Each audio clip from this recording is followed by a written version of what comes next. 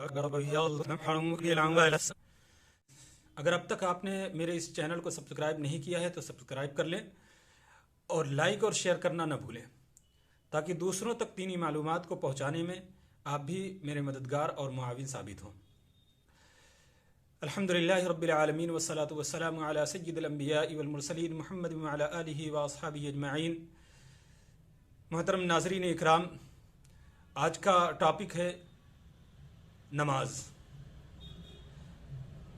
नमाज एक मुसलमान के लिए ईमान लाने के बाद, इस्लाम में दाखिल होने के बाद सबसे पहला फ़र्ज़ है। नमाज हर मुसलमान पर फ़र्ज़ है। बालिग़ होने के बाद मौत तक किसी भी हाल में नमाज का क़ज़ा करना, नमाज का छोड़ देना, ये दुरुस्त नहीं है और अल्लाह रब्बुल इज़्ज़त ने इसकी बिल्कुल इजाज़त नहीं दी। लेकिन इस नमाज को मकबूल बनाने के लिए, काबिल कबूल बनाने के लिए कुछ शराइत हैं। उन नमाज को अदा करने से पहले उन शराइत का पूरा करना बेहद ज़रूरी है। अगर उन शराइत में से कोई शर्त छूट जाती है तो हमारी नमाज अल्लाह के नज़दीक मकबूल नहीं हो सकती। तो उन शराइत में से सबसे पहली शर्त है पाकी हासिल करना। अल्लाह के नबी सल्लल्लाहु अलैहि वसल्लम ने पाकी को बहुत ज़्यादा अहमियत दी है। एक जगह अल्लाह के नबी सल्लल्लाहु अलैहि वसल्लम ने इरशाद फरमाया कि अत्तहारतु शर्तुल ईमान, तहारत पाकी ईमान का हिस्सा है। एक जगह इरशाद फरमाया अत्तहारतु निस्फुल ईमान। अल्लाह रब्बुल इज़्ज़त कुरान पाक में फरमाता है कि इन्नल्लाह युहिब्बुल मुतत्तहिरीन। अल्लाह रब्बुल इज़्ज़त पाक रहने वालों से मोहब्बत फरमाता है, उनको पसंद फरमाता है। तो नमाज पढ़ने के लिए हमें सबसे पहले पाकी हासिल करनी है। वो पाकी तीन चीज़ों की ज़रूरी है। नंबर एक ये कि हम जिस जगह पर नमाज पढ़ रहे हैं वो जगह हमारी पाक होनी चाहिए। फिर उसके बाद हमारा बदन पाक होना चाहिए।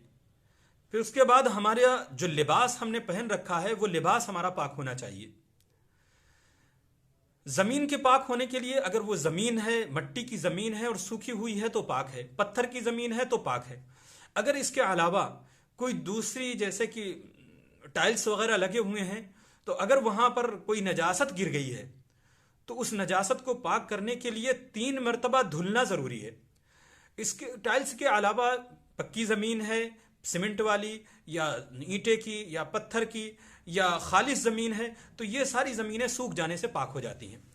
तो ज़मीन के पाक होने का मसला मालूम हो गया। उसके बाद अब हमारा बदन किस तरीके से पाक हो। नजासतें दो तरीके की हैं, एक नजासत गलीज़ा, एक नजासत खफीफ़ा। नजासत गलीज़ा यानी गुस्ल वाली नजासत से भी बदन पाक हो और वुज़ू वाली नजासत से भी बदन पाक हो। दो तरीके की चीज़ें हैं जिससे इंसान जुनूबी हो जाता है और उस पर गुस्ल करना वाजिब हो जाता है।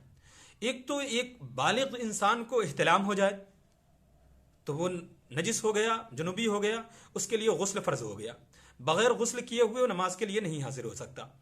दूसरी चीज़, एक इंसान अपनी बीवी से सोहबत करे तो सोहबत करने से भी इंसान नजिस हो जाता है, जुनूबी हो जाता है, उसके लिए भी गुस्ल करना, गुस्ल किए बगैर वो पाक नहीं हो सकता।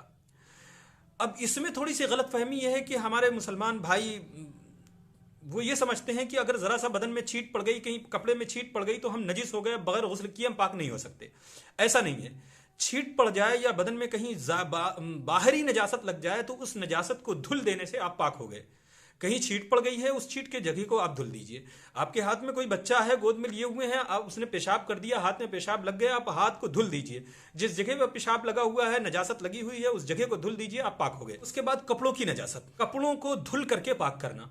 अगर हमारी जानमाज नजिस है तो उसको हम 3 मरतबा इस तरीके से धुलें कि हर मरतबे निचोड़ दें और आखिरी मरतबा खूब अच्छी तरीके से निचोड़ें तो हमारी जानमाज पाक हो गई। इसी तरीके से हमें बदन के कपड़े जो हैं, लिबास जो हैं, उसमें अगर नजासत लगी हुई है तो उनको भी पाक करने के लिए सिर्फ हमने साबुन लगा के 1 मरतबा धुल दिया तो पाक नहीं हुआ। साबुन लगा करके हमने धुला और फिर निचोड़ा, फिर पानी डाल करके धुला, फिर निचोड़ा और फिर पानी डाल करके धुला। तीसरी मरतबा अपनी ताकत के बकदर जितना अच्छा हो सके निचोड़ करके हम निचोड़ दिया हमने, तो अब हमारा कपड़ा पाक हो गया। तो इस तरीके से हमारी जगह पाक हो गई, फिर बदन पाक हो गया, फिर उसके बाद लिबास पाक हो गया।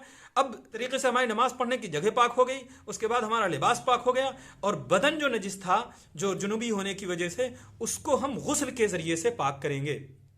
गुस्ल किस तरीके से करेंगे उसका इंशाअल्लाह तज़किरा आइंदा होगा। अल्लाह ताला हम सबको समझने की और अमल की तौफीक अता फरमाए। व आखिरु दावाना अनिल हम्दुलिल्लाहि रब्बिल आलमीन।